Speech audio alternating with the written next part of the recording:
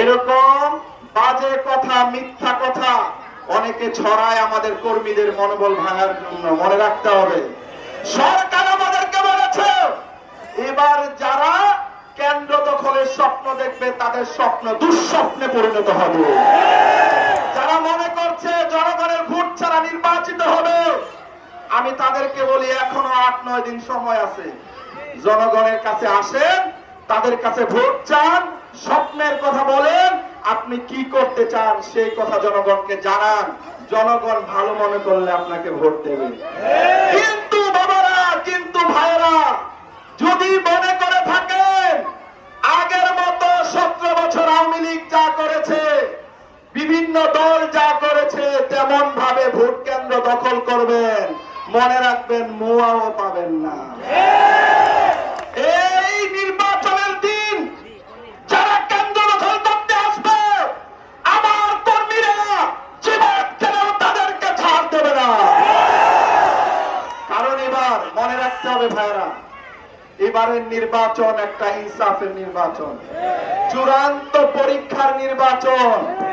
এই নির্বাচনে আগের মতো কেউ খেলাখেলি করতে পারবে না। মনে রাখতে হবে,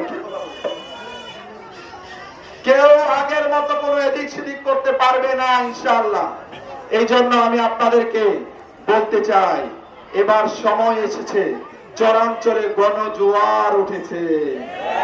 আমরা দেখছি হাত পাকার পক্ষে সাগরের মতো ঢেউ উঠেছে। হাত পাকাকে এবার কেউ পরাজিত করবে এরকম কেউ নাই।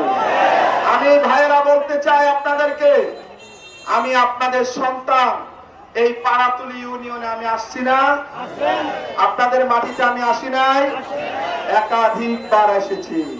বারবার, অন্তত না হলে 50 বার পাড়াতুলি ইউনিয়নে এসেছি। গত 1.5 বছরে অসংখ্য বার রায়পুরা 24টি ইউনিয়ন, একটি পৌরসভায় এসেছি। এই জন্য আপনাদের বিবেককে একটু জিজ্ঞাসা করতে চাই বাবারা, আমি যদি 5 বার এসে থাকি, আরেক প্রার্থী যদি 1 বার এসে ভোটটা কার পাও না? ভোটটা কার পাও না?